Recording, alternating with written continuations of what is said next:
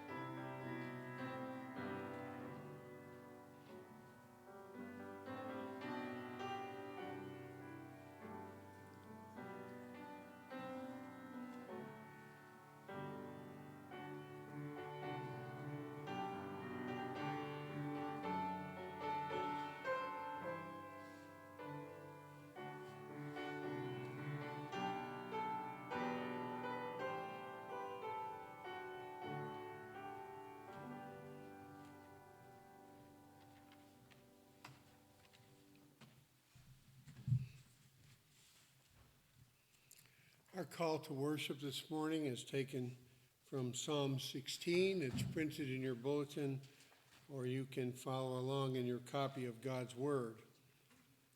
Preserve me, O God, for in you I take refuge. I say to the Lord, you are my Lord, I have no good apart from you. As for the saints in the land, they are the excellent ones in whom is all my delight. The sorrows of those who run after another God shall multiply. Their drink offerings of blood I will not pour out or take their names on my lips. The Lord is my chosen portion and my cup. You hold my lot. The lines have fallen for me in pleasant places. Indeed, I have a beautiful inheritance. I bless the Lord who gives me counsel. In the night also my heart instructs me. I have set the Lord always before me, because he is at my right hand, I shall not be shaken. Therefore my heart is glad, and my whole being rejoices. My flesh also dwells secure, for you will not abandon my soul to Sheol, or let your Holy One see corruption. You make known to me the path of life. In your presence there is fullness of joy. At your right hand are pleasures forevermore. Praise be to God. Let us stand and sing together. Come, Christians, join to sing from your Trinity hymnal number 302.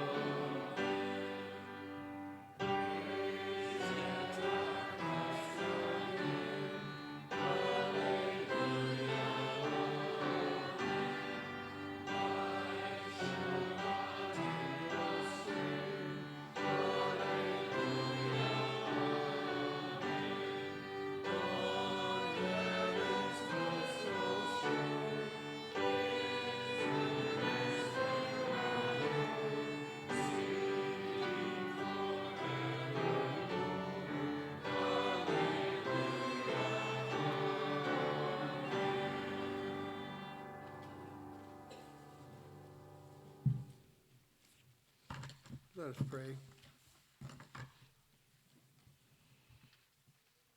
Heavenly Father, we come before you today to worship you. We look forward to the time when we may be singing your praises eternally. Alleluia. Amen. Lord Jesus, we also would worship you as you are our Savior, and you have appeared as a man, have lived your life perfectly, fulfilling the law of God, and have given up your life that our sins might receive punishment in your body on the cross. And yet you have been raised victorious, and you are ruling at the right hand of the Father. Holy Spirit, we pray that you would be with us today, enliven our hearts. Lord, give us joy as we worship you, as we sing your praise, as we listen to your word being preached. Fill our pastor today, Lord, that he might proclaim your word faithfully and truthfully, and that it may accomplish your purposes in us. And we ask it in the name of our blessed Savior, Jesus Christ, who taught us to pray, saying, Our Father, who art in heaven, hallowed be thy name. Thy kingdom come, thy will be done, on earth as it is in heaven. Give us this day our daily bread, and forgive us our debts, as we forgive our debtors. And lead us not into temptation, but deliver us from evil. For thine is the kingdom, and the power, and the glory forever. Amen. Please be seated.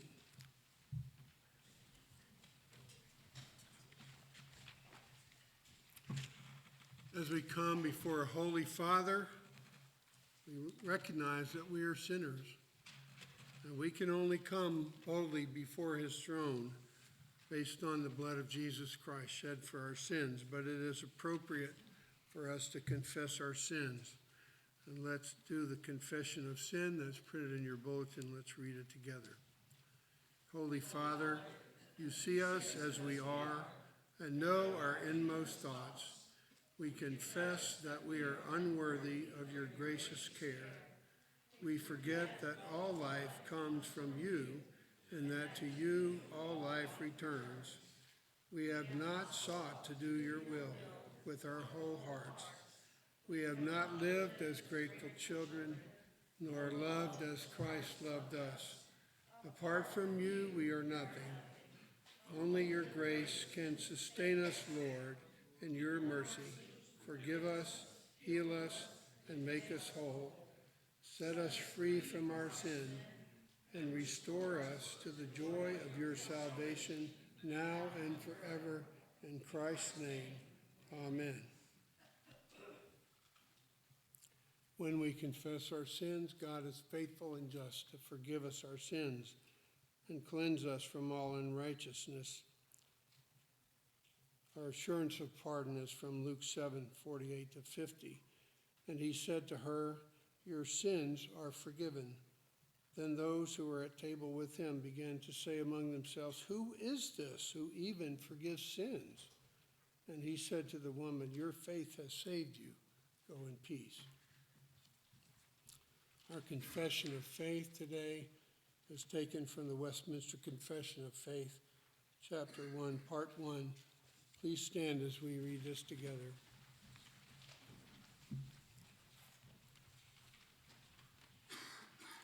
Although the light of nature and the works of creation and providence do so far manifest the goodness, wisdom, and power of God as to leave men inexcusable, yet are they not sufficient to give that knowledge of God and of his will, which is necessary unto salvation.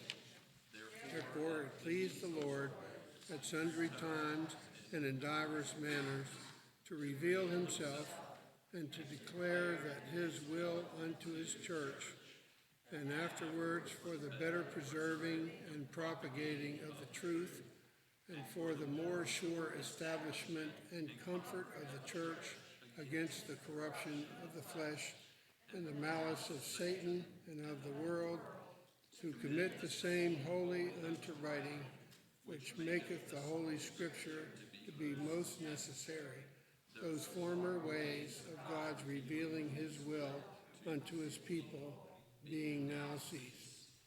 Please be seated. May the children come forward as Elder Joe Reed gives the children's sermon.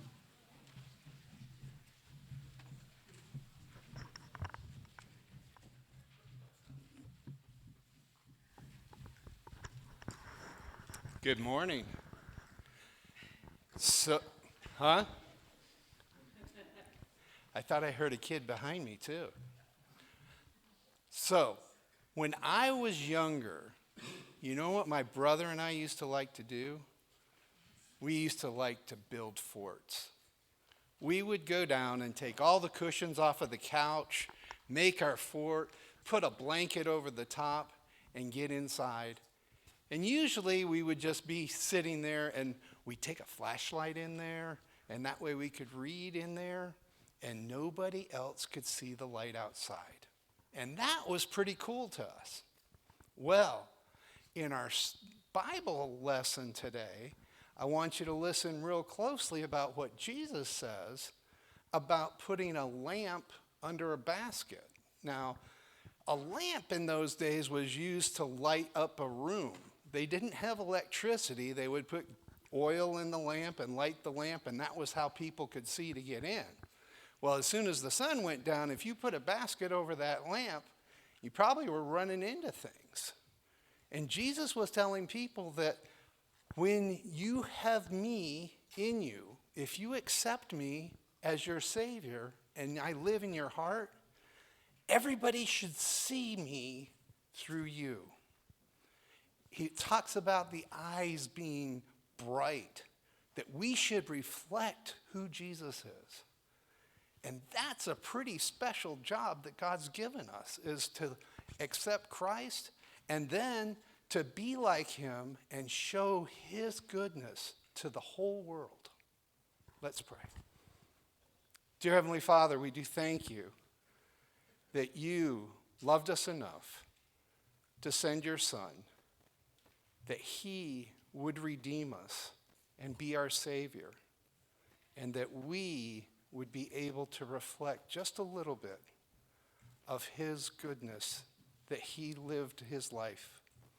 We pray that you would remind us that we are yours and our lives should reflect yours as well. In Jesus' name we pray. Amen.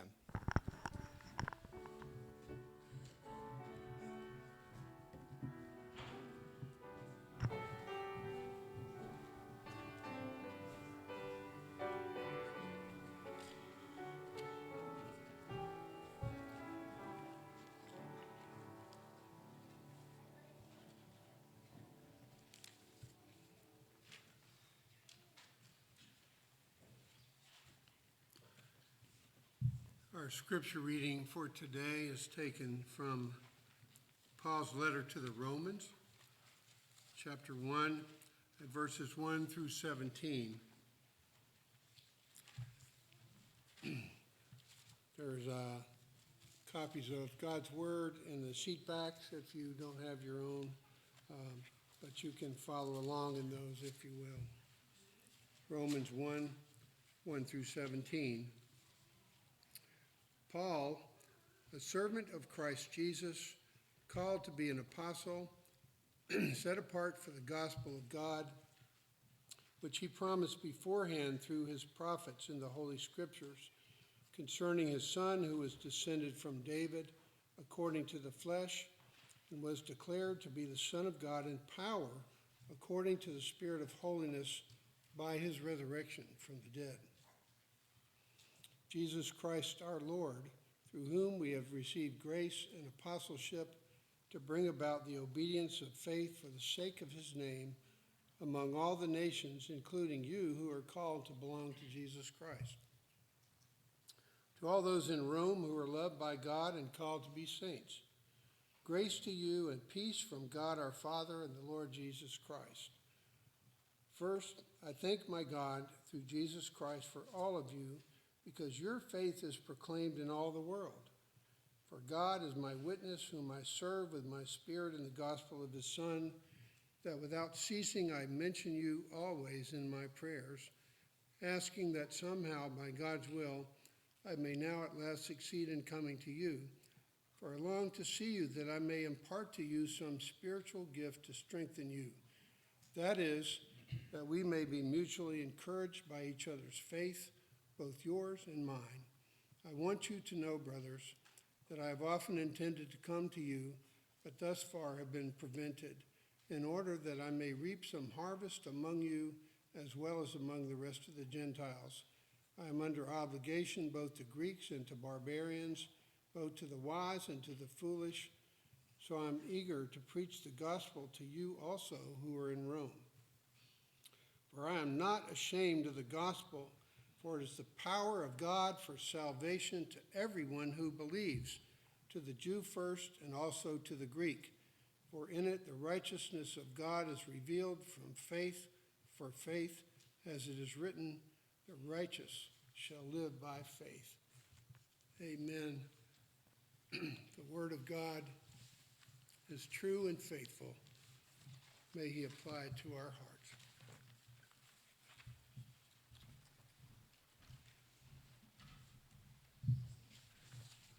Let us pray together. O Lord, our Lord, how majestic is your name in all the earth.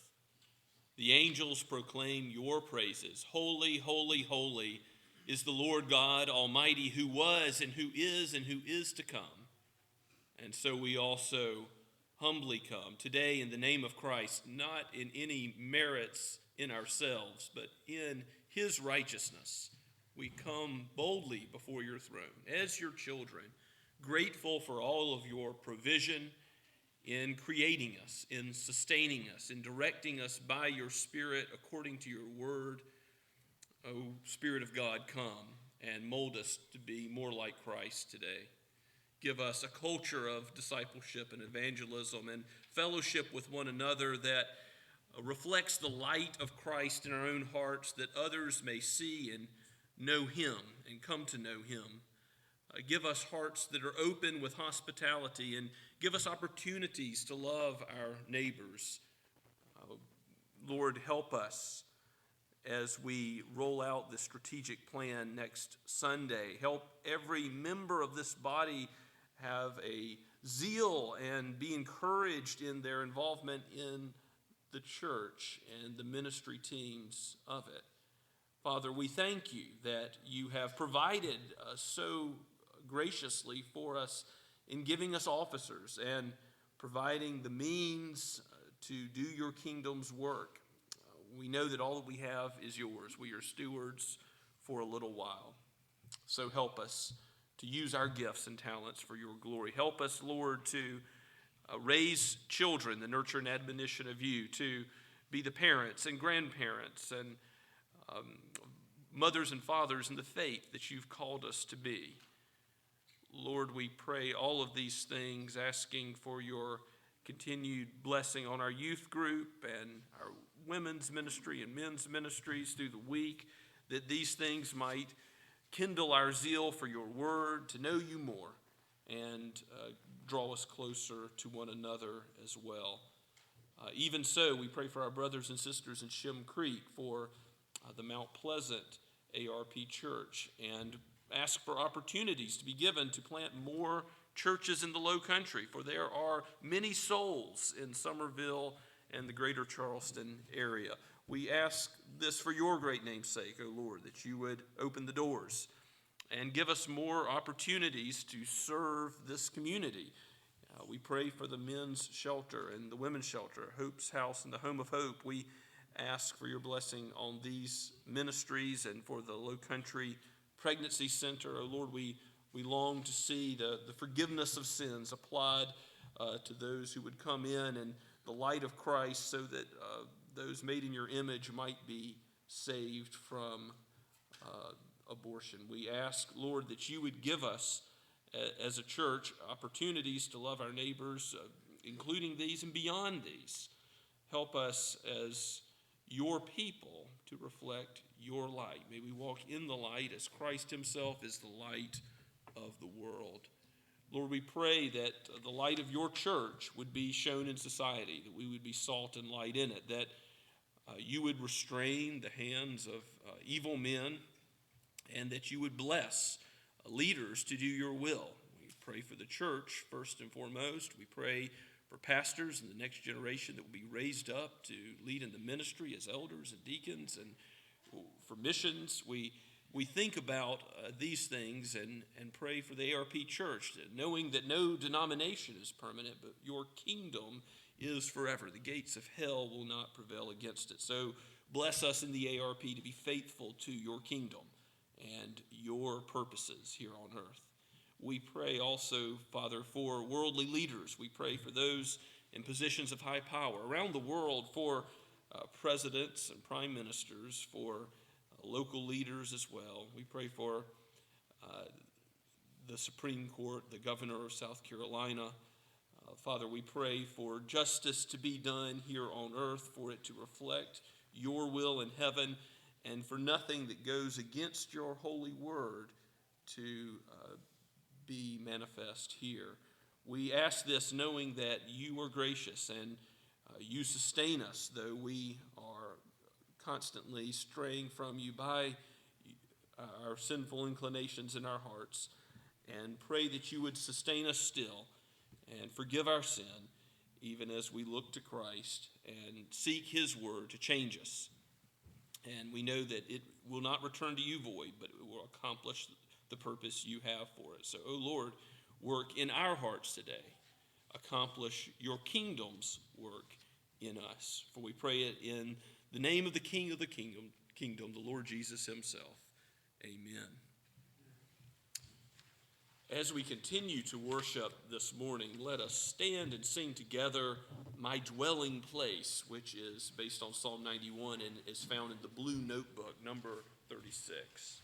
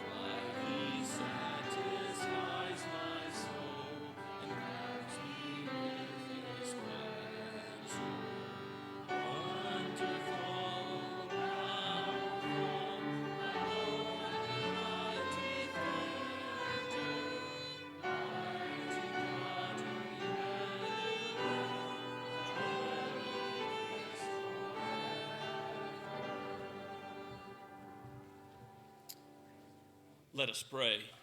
O Lord, it is pleasant to be in your house with your people.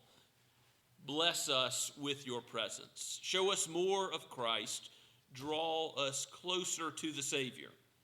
And by your Holy Spirit, abide with us so that we would understand your word aright and be doers of it. We give now tithes and offerings, knowing that your kingdom's work is to go forward on this world through means and through your people.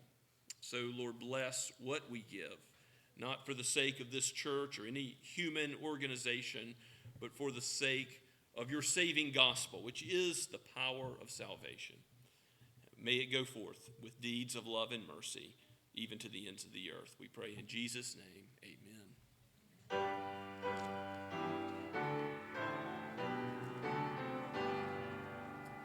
Praise God from whom all blessings flow. Praise him, all creatures here below. Praise him above ye heavenly host. Praise Father, Son, and Holy Ghost. Amen.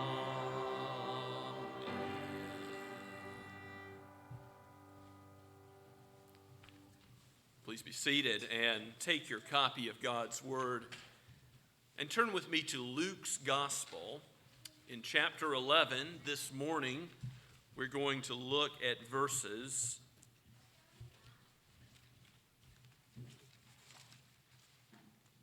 29 through 36.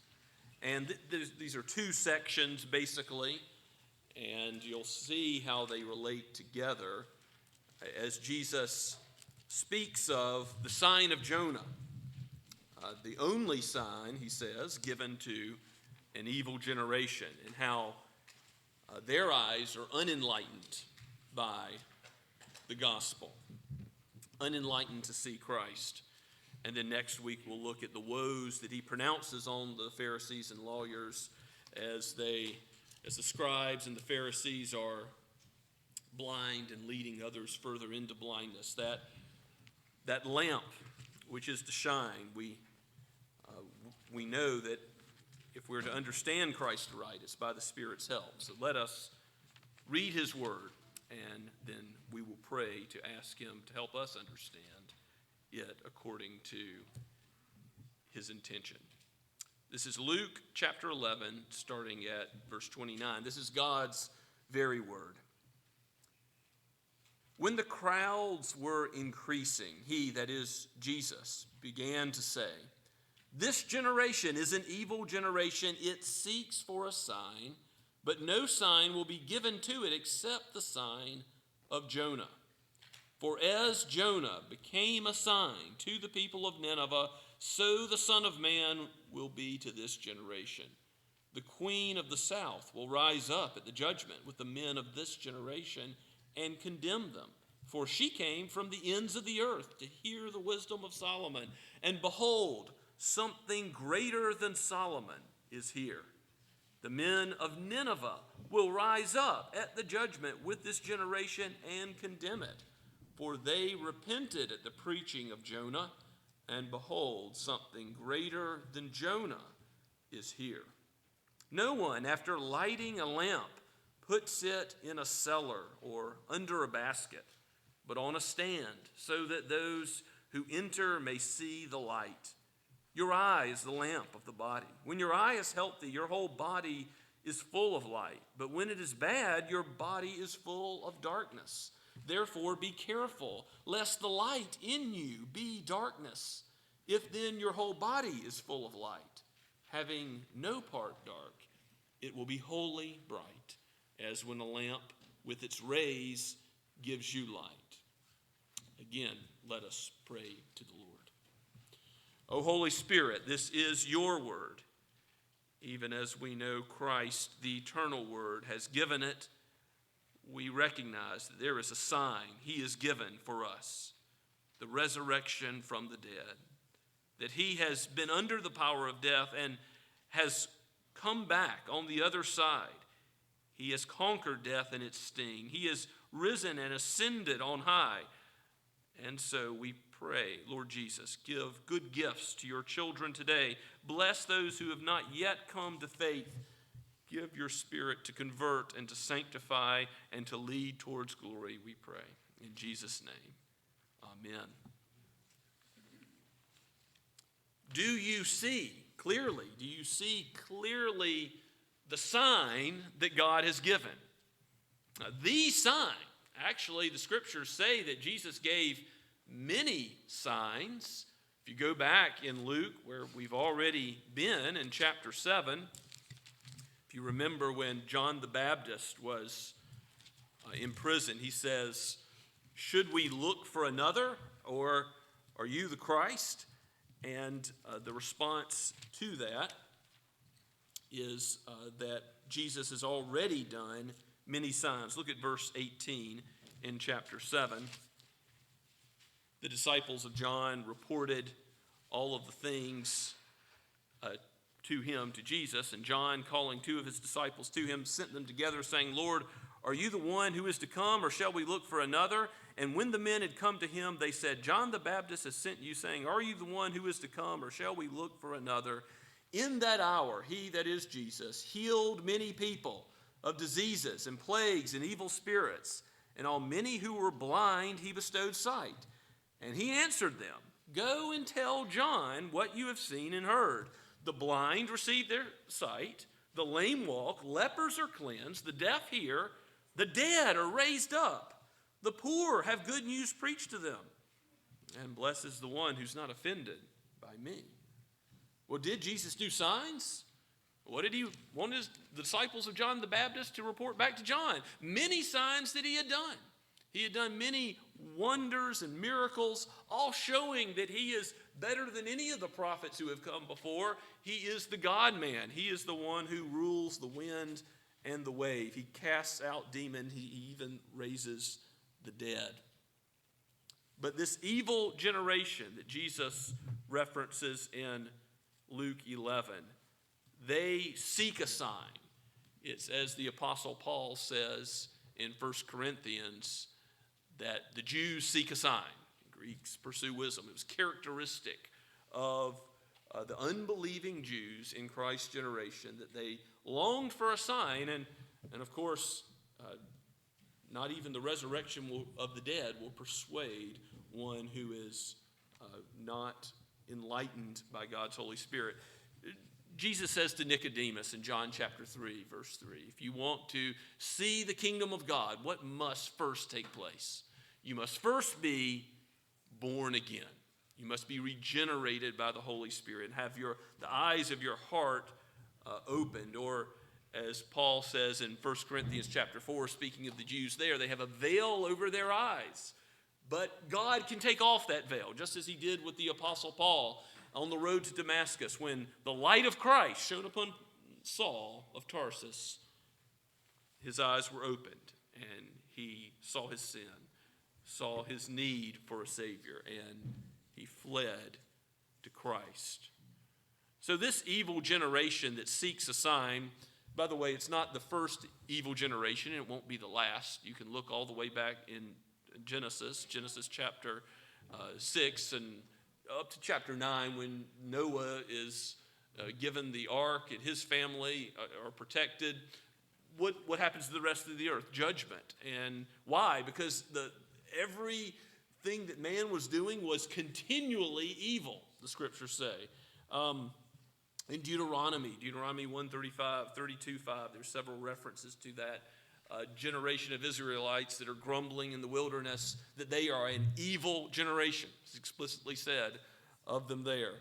And also we know in the last days, which is the period of time from Christ's first coming till his second coming, the period of time in which we live, that there will be evil generations still. 2 Timothy chapter 3 speaks of that, as well as 2 Peter 3:3, that in the last days there will be scoffers. And the apostles Paul and Peter both speak of what it will be like in the last days. People will come living falsely, and teaching falsely in Christ's name. So this sign of Jonah is given to an evil generation, but we should understand that it's given to us as well. Jesus knows our hearts. He knows the evil in each of us, and he is able to change our hearts so that we embrace him, embrace the sign he's given. It's so important that all of the other signs he's given pale in comparison. What is the sign?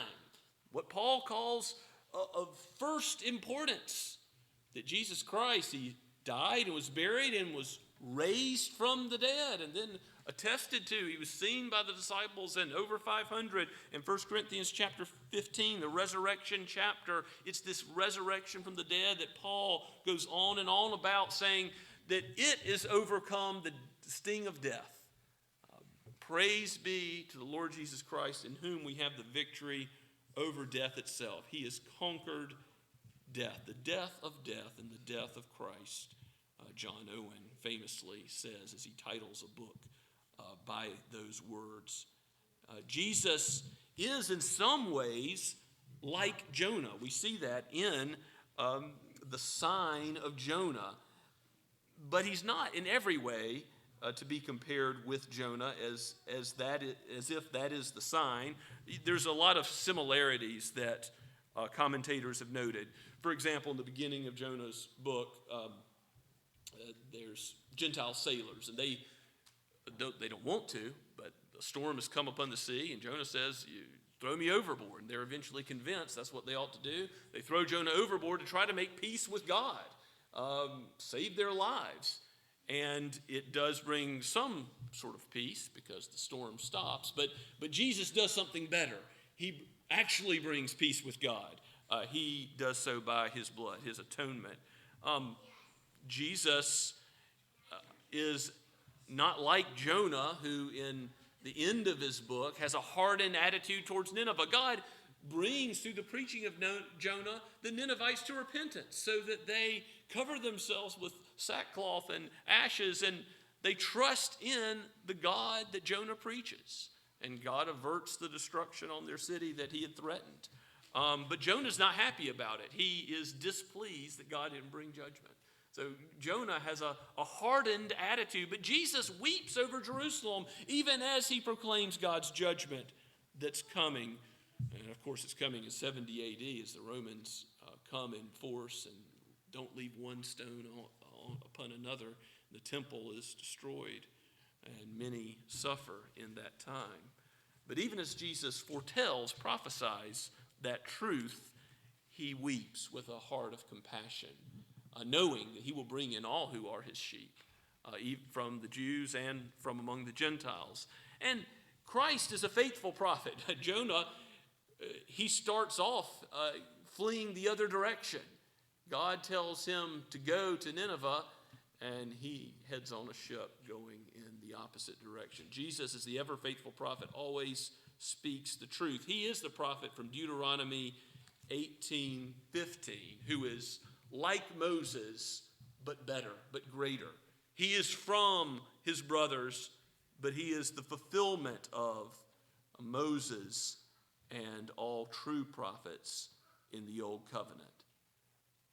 The resurrection is greater than all of these comparisons that Christ has with Jonah. Because if you look at verse 30, it doesn't say that Jonah is a similar person to Christ in general, although those similarities that I've mentioned are true. It says, for Jonah became a sign. Jonah himself was the sign. What was the sign? That he was swallowed by a great fish, which actually saved his life, because remember, he was thrown overboard, and the great fish wasn't a judgment. That was salvation. He gives praise to God when he's in the belly of the great fish, and he realized he's not being consumed as any normal human being would. I mean, normally mean death, of course, to be in the belly of the great fish. And Jesus, by the way, accepts this all as historical, not myth or parable or fable.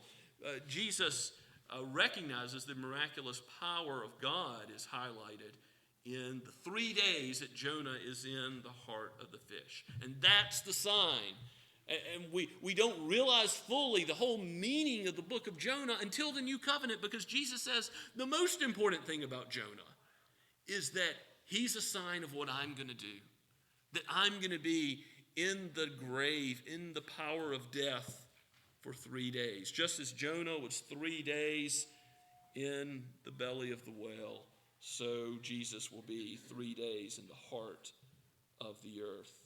That is the sign.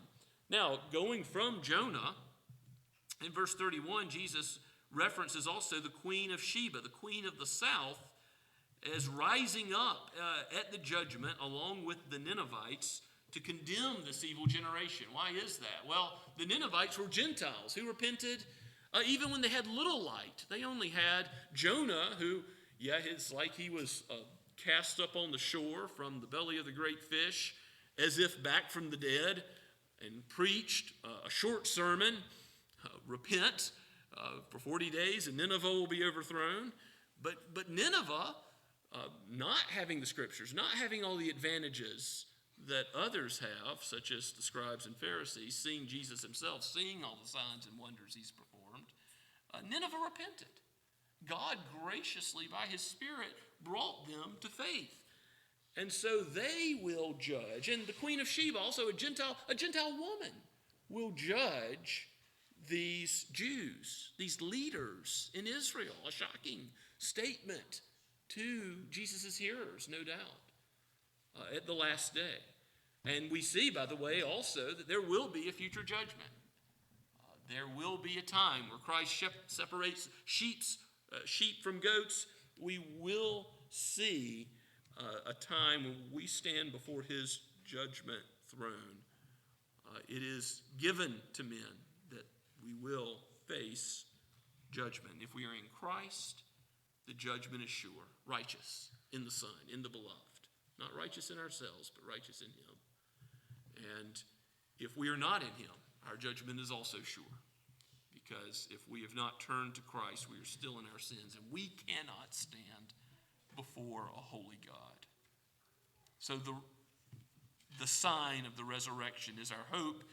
We've believed in vain, Paul says in 1 Corinthians 15, if the resurrection hasn't taken place. But if it has, if Jesus has conquered death, then we are secure, our sins are forgiven, and we will have life with him forever at that day of judgment. Certainly, I was convicted as I thought about how the Queen of the South, the Queen of Sheba, you can read about her in 1 Kings 10, by the way, how she went to Solomon and asked many questions, was in awe of his wisdom, which God did give him, and it was great wisdom. But he was still a human being who was flawed, and he ultimately did not finish well. We know that he sought meaning in life in every place but the Lord, as you read the book of Ecclesiastes, and many foreign wives turned his heart away from the Lord at the end. But Jesus is one greater than Solomon. If the Queen of Sheba went to Solomon and asked him many questions, maybe you've had a mentor. I've had a few mentors in my life, chiefly my father-in-law, who teaches Greek and New Testament. And once I knew that he understood the Bible so well, I would sit at his feet and ask him questions for 8 hours a day and learn. And this was before I was even to look towards becoming a pastor. I just, as a Christian, wanted to know more about the scriptures, ask questions, learn. That's sort of what the Queen of Sheba was doing. But we have someone greater than the Queen of Sheba, greater than Solomon. We have Jesus, in whom is all wisdom, in whom is all knowledge, in whom is all sanctification. Do we go to him? I gave you a quote at the beginning of your bulletin from Charles Spurgeon, and he says, convictingly, you do not commune with him enough concerning all that is in your heart, as the Queen of Sheba did with Solomon. I think that's true of all of us, that we have questions about the scriptures, and we want to hear what a pastor, an elder, a Sunday school teacher, a book, a commentary says, but do we want to go to Jesus? Do we want to pray and ask the Lord of the Word, give us strength, give us understanding? We need to be going to him first and foremost, relying on him, not other human beings ultimately to give us understanding of the meaning of the text, not being self-sufficient, thinking we'll just understand the scripture aright ourselves.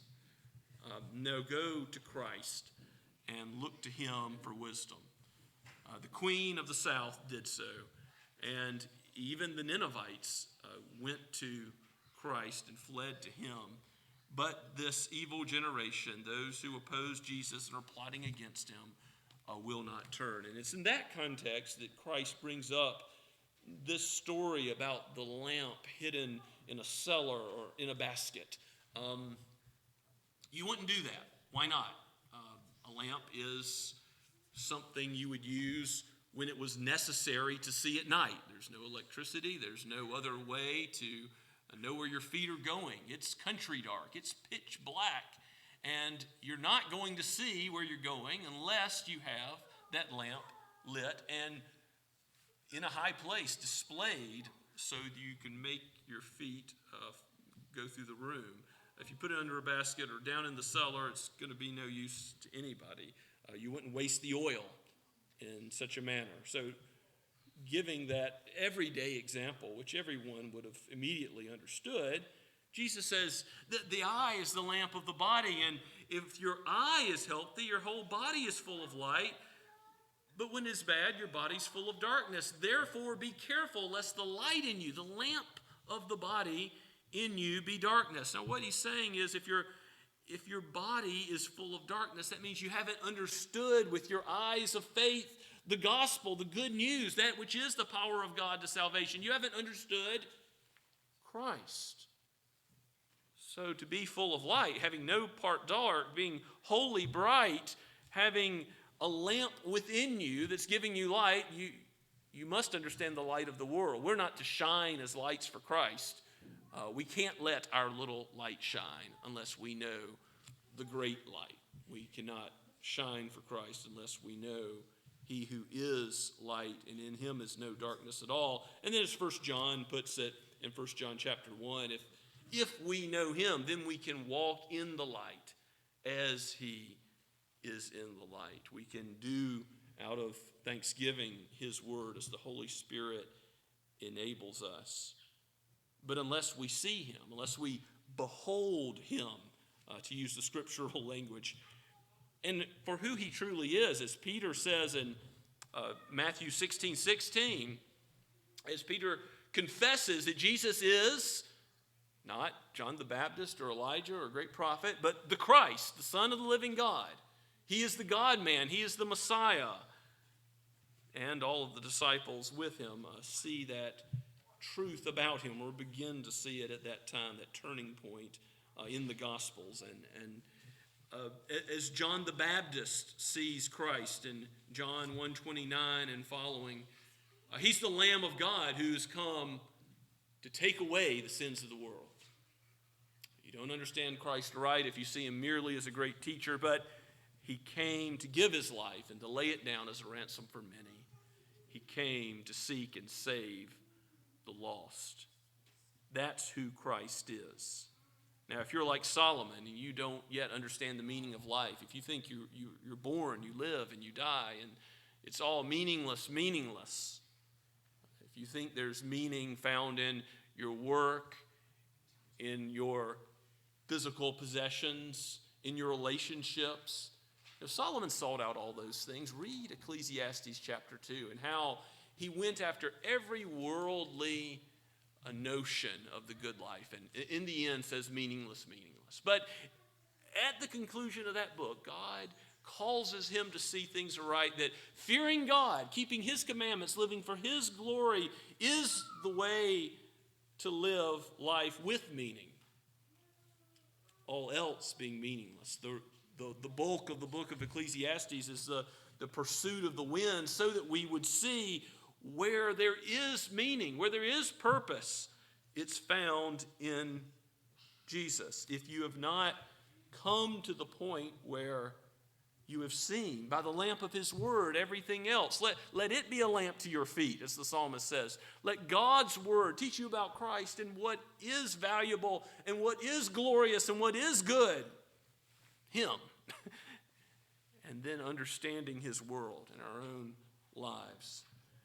If you haven't yet looked at life through the lens of his word, flee to Christ and accept his understanding of the scriptures, and you will be taught how to see life as God sees it, how to see this world as God sees it, how to see yourself as God sees you, and you'll be led to repentance, and there will be a veil lifted. You'll understand your own heart in this world, and you'll understand more and more about Jesus. We do walk by faith and not by sight.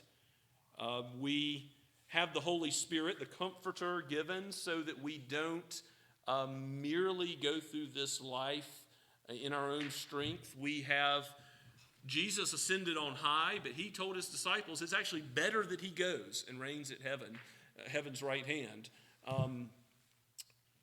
That Jesus is seated by the Father, and he's given the Holy Spirit so that we have a connection. We are in Christ, and we have one who's greater in us than is in the world, so we're able to understand his word and withstand temptation and walk in the light by the indwelling of the Holy Spirit.